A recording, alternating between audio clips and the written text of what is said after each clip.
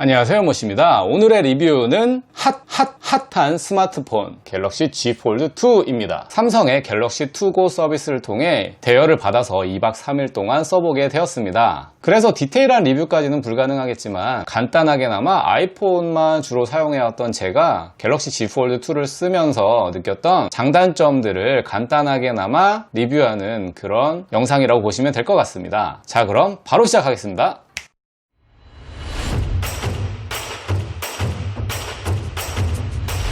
먼저 외관부터 살펴보자면 이번 폴드2는 진짜 잘 만든 것 같습니다. 만듦새라고 하죠. 마감도 그렇고 이게 플래그십 스마트폰이다 라고 말해주는 그런 느낌이랄까요? 제가 대여를 받으러 갔을 때 딱 한 대만 남아있어서 컬러의 선택지가 없다 보니 미스틱 브론즈로 대여를 받았는데, 대여를 받으면서 전시되어 있던 미스틱 블랙도 보고 왔는데 저는 무광의 미스틱 브론즈가 더 마음에 들었습니다. 개인적으로 스마트폰에 지문이 많이 남는 걸 좋아하지도 않는 데다가 무광의 고급스러움을 더 좋아해서인지 지금의 아이폰도 그렇고 무광을 선호하는 제 취향에는 미스틱 브론즈가 딱이더라고요. 열 때의 느낌은 폴드1 대비 뻑뻑해졌습니다. 폴드1 같은 경우는 닫을 때 어느 정도 닫아주면 끝에 가서 이렇게 타고 닫히는 느낌이었는데 이번 폴드2는 마치 Z 플립처럼 거의 끝까지 닫아주셔야 닫힙니다. 이는 Z 플립처럼 프리스탑 힌지를 탑재한 플렉스 모드가 들어가 있어서 그렇게 된 것 같은데 이 역시도 저는 폴드1보다는 마음에 들었습니다. 그리고 이번에 가장 큰 변화로 느껴진 외부 디스플레이는 진짜 괜찮았습니다. 사실 폴드1의 외부 디스플레이는 일단 화면이 작다 보니 좀 구색 맞추기로 넣은 것 같은 느낌도 들고, 개인적으로는 비싼 돈을 주면서까지 와 사고 싶다라는 생각까지는 들지 않았었거든요. 근데 이번 폴드2는 일단은 보시는 것처럼 이런 시원시원한 풀 화면의 외부 디스플레이가 하나의 스마트폰처럼 사용하는데 무리가 없다 보니 이걸로 일반적인 스마트폰에서의 경험을 할 수도 있고, 타블렛에 시원시원한 화면을 원할 때는 펼쳐서 쓸 수 있는 선택지를 또 주다 보니 이런 점이 좋았습니다. 지금껏 느껴보지 못했던 새로운 경험에서 오는 편리함이 체감적으로 느껴졌던 부분이었습니다. 그럼 이제 폴드2 내부도 한번 보도록 하겠습니다. 제가 Z 플립 톤 브라운 에디션을 리뷰할 때도 가운데 주름은 어떠냐, 여전히 신경 쓰이지 않느냐라고 많이들 물어보셨었는데요. 이번 폴드2 역시 구조상 내부 주름은 여전히 존재합니다. 하지만 이는 사실 화면이 켜진 상태에서는 체감상 거의 느껴지지가 않아서 저 주름 때문에 신경이 쓰여서 불편한 느낌을 받지는 못했습니다. 지인의 경우도 폴드1을 쓰시는데 쓰다 보니 주름이 좀 더 진해지는 것 같긴 한데 실사용 시는 크게 눈에 띄는 부분이 아니라서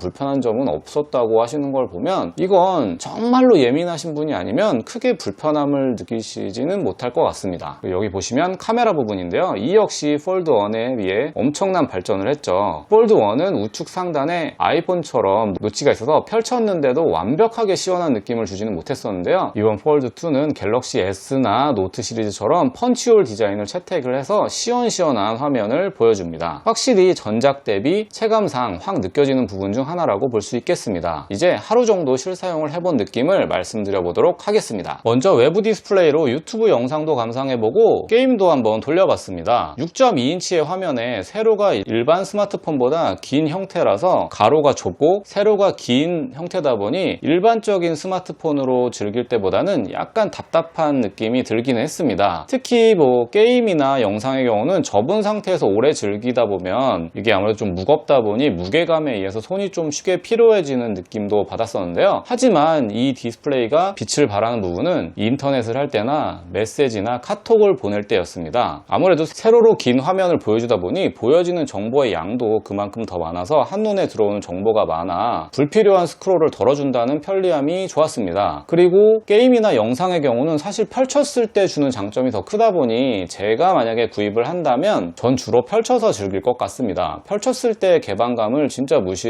못하거든요. 영상도 영상이지만 게임을 할 때 받는 그 시원시원함은 진짜 좋았습니다. 다만 아직 앱별로 여백이 맘대로인 건 좀 더 최적화가 필요할 듯 보입니다. 예를 들어서 지금 보시는 것처럼 인스타그램은 좀 꽉 차 보이는 화면으로 보실 수가 있는데 페북은 좀 좀 여백이 보이고 거기다 화면이 딱 외부 디스플레이에 맞춰진 게 아닌 느낌이라서 제가 뭐 이런 식으로 보다가 댓글을 단다고 치면 이렇게 보시는 것처럼 뒷글이 잘려 보이는 그런 화면이 보여져서 좀 아쉬움이 느껴졌습니다. 이는 소프트웨어 업그레이드와 최적화로 해결이 될 거는 같은데 뭐 일단 지금으로서는 살짝 아쉬운 부분인 것 같습니다. 그리고 이번 폴드2는 멀티태스킹 작업이 많으신 분들께 더없이 좋은 사용감을 제공합니다. 넓은 한 화면에 여러 가지 창을 띄울 수 있다 보니 많은 작업을 동시에 할 수가 있다는 점이 좋았는데요. 뭐 예를 들어서 친구에게 맛집 정보를 보인다고 했을 때 아이폰이라면 따로 사파리 등에서 정보를 찾아보고 링크를 복사해서 홈화면으로 나간 다음에 카톡을 열고 그 링크를 붙여줘야 되는데 폴드2는 그냥 한 화면에서 왼쪽에 브라우저 띄워놓고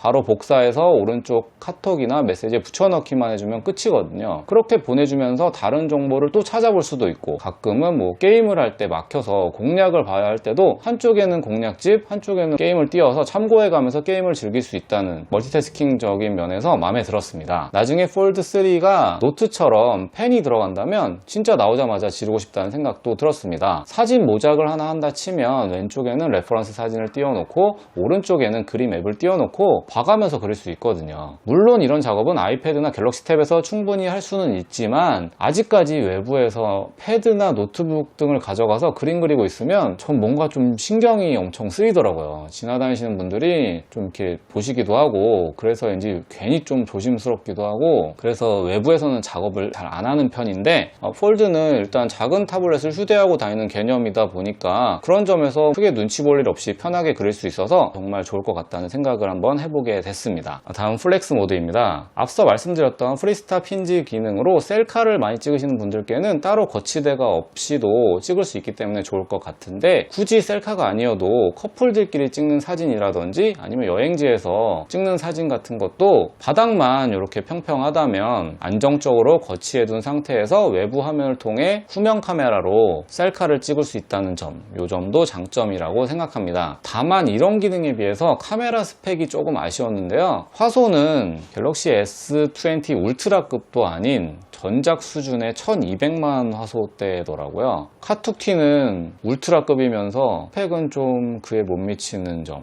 이 점은 좀 많이 아쉬웠습니다. 스펙이 좀 낮게 나올 것 같았으면 카툭티를 줄여주었으면 더 좋았을 텐데 싶더라고요. 카메라 성능에서 화소가 다는 아니긴 하지만 그래도 1200만은 좀 많이 아쉬운 스펙인 것 같습니다. 뭐 그 다음으로는 침대에서나 카페 같은 데서 거치대 없이도 거치가 되니까 영상 볼 때도 좀 편하더라고요. 뭐 카메라 스펙은 좀 아쉽긴 했지만 그래도 멀티태스킹을 원활하게 즐길 수 있도록 만든 폰답게 스펙은 빵빵했습니다. 스냅드래곤 865 플러스로 최신 AP에다가 램도 빵빵하게 12기가, 저장 공간은 256기가죠. 다만 저처럼 폰으로 영상을 많이 찍으시는 분들이라면 256기가가 좀 아쉬우실 수도 있을 것 같긴 합니다. 512기가가 나오지 않은 건 좀 아쉬운 부분인데요. 근데 또 한편으로는 지금 256도 비싼데 512까지 나오면 가격이 산으로 가서 좀 수요가 많이 없을 것 같기도 하고 그래도 폴드3에서는 512기가가 나와줬으면 하는 생각이 들었습니다. 그 다음으로는 플래그십답게 120Hz를 지원하는 디스플레이가 탑재됐다는 점인데요. 아이패드의 프로모션 기능처럼 모든 화면에서 120Hz를 지원하는 건 아니고 폰이 스스로 판단을 해서 화면을 감지하고 주사율을 조절하는 자동 변환 주사율 기능이 들어갔다고 합니다. 아이패드 역시 이 기능을 통해서 배터리 시간에는 큰 영향을 주지 않으면서 유저들에게는 부드러운 사용감을 선사했는데요. 폴드2 역시 이 기능이 탑재되어서 부드러운 화면을 보실 수가 있습니다. 지금은 120Hz로 설정을 해놓은 상태인데요. 120Hz인 상태에서 스크롤을 하시면 이렇게 부드러운 느낌을 받으실 수가 있죠.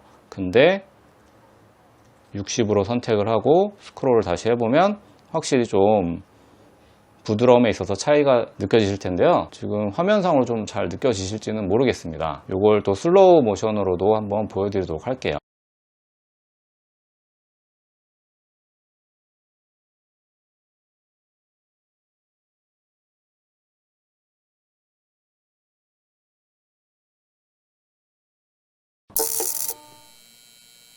그래서 짧게나마 사용해보고 나서의 갤럭시 Z 폴드 2에 대한 제 의견은 사고 싶게 만든 폰이라고 느껴졌습니다. 앞서 말씀드렸듯이 폴드 1은 신기하게는 보였지만 제게는 그저 우리 이런 폰도 만들 수 있어 라고 만들어 놓은 테스트폰에 가까운 느낌이었다면, 이번 폴드 2는 우리가 이번엔 실사용에서도 만족하게끔 만들었으니까 선택지에 좀 넣어줘도 좋지 않을까 라는 느낌을 들게 만든 그런 폰이었습니다. 여전히 가격대는 부담스럽고 휴대를 위한 스마트폰인데 다소 무거운 무게는 혹자에게는 치명적인 단점이 될 수도 있지만, 타블렛과 폰을 둘 다 잘 활용하시는 분들, 타블렛은 없지만 타블렛 느낌을 폰으로도 느끼고 싶으신 분들은 이번 폴드 2를 선택해 보셔도 좋을 것 같다는 생각이 들었습니다. 오랫동안 아이폰만 썼던 저도 이번 폴드 2는 정말 혹해서 사고 싶다는 뽐뿌가 많이 드는 폰이었습니다. 이젠 애플도 좀 긴장을 해야 될 것 같다는 생각이 드는 그런 폰이었습니다. 이상 갤럭시 톡으로 짧게나마 대여해서 써본 갤럭시 Z 폴드 2에 대한 사용기였습니다. 추후에 보다 길게 대여해서 써볼 기회가 생긴다면 추가 리뷰를 찍어서 올려보도록 하겠습니다. 이번 영상도 도움이 되셨다면 좋아요와 구독, 알람 설정 부탁드리겠습니다. 이상 연모씨였습니다. 시청해주셔서 감사합니다. 안녕히 계세요.